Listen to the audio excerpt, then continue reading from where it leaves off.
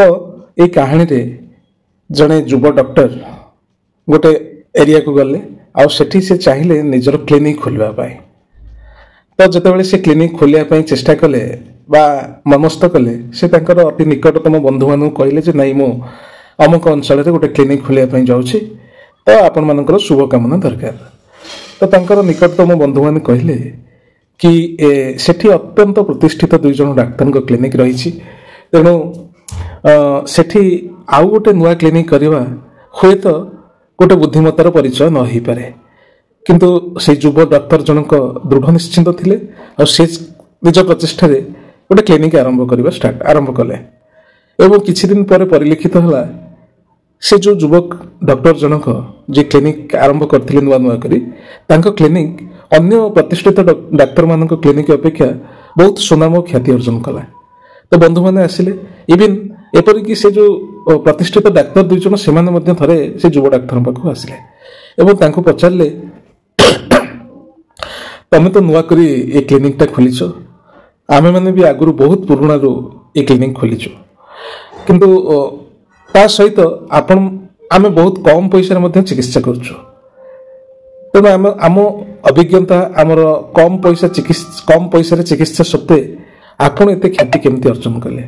युव doctor जनक विनम्रतार सहित कहले जिते आपण मैंने कम पैसा चिकित्सा कर कम पैसा चिकित्सा करुँच जिते जड़े रोगीटे आसूची आ मो पाखे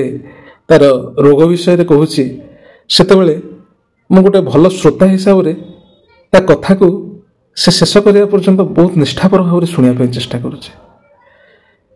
तेणु आजिकल समाज रे गोटे भल श्रोता किए न चाहे तेणु जो गोटे रोगी अनुभव कला जे मु ता कथा को तार असुविधा को मु अति निष्ठापर भाव में शुणुसी से तार रोग विषय कहवा सहित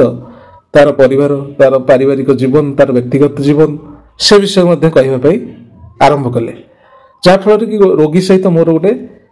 व्यक्तिगत संपर्क डेभलप कला जोटा कि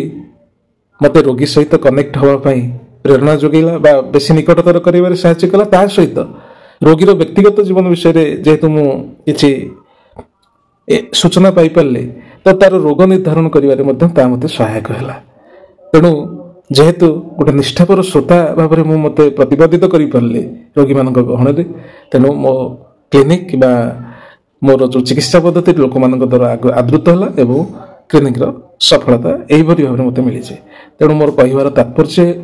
यह हूँ कि आपण मैंने समस्त चेष्टा करूँ जड़े भल भल श्रोता होगापी